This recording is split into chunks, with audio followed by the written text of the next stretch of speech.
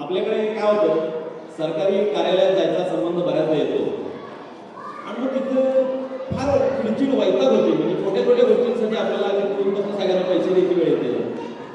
आणि मग कधी कधी असं वाटतं की आता आपल्याला तर बऱ्याच नशिबाने चांगला पगार वगैरे मिळतो, पण ज्याच्याकडे पैसे नाही आहेत त्याची काय हालत असते.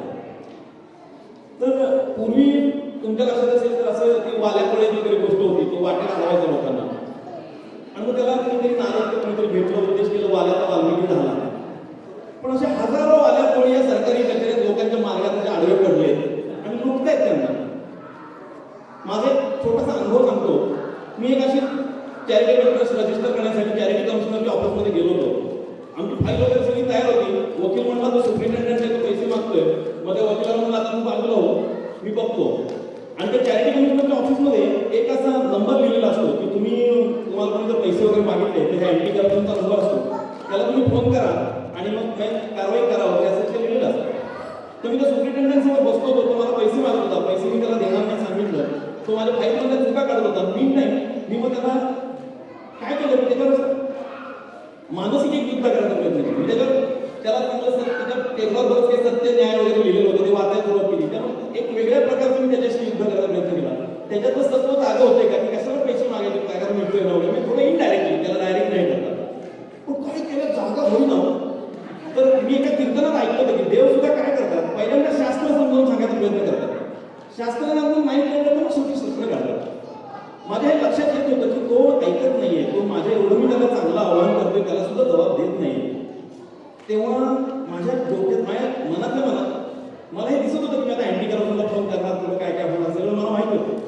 तर मग माझ्या मनातल्या मनात माझ्या एक वाक्य गेलं, तेरी मेरी कोई दुश्मनी नहीं जादव पर क्या करे, तेरा स्वार्थ मेरे परमार्थ से करेगा. मी तिथनं उठलो, मोटरसायकलवर बसलो, अँटी करप्शनच्या ऑफिसमध्ये गेलो आणि त्या प्रवासामध्ये ही कविता तयार झाली. कविता अशी आहे, कृष्ण आता मार्ग दाखव, महासंग्राम घडवायचा आहे. कृष्ण आता मार्ग दाखव, महासंग्राम घडवायचा आहे. रक्त पेचे दुःशासनातून दुर्योधनाला तुडवायचं आहे.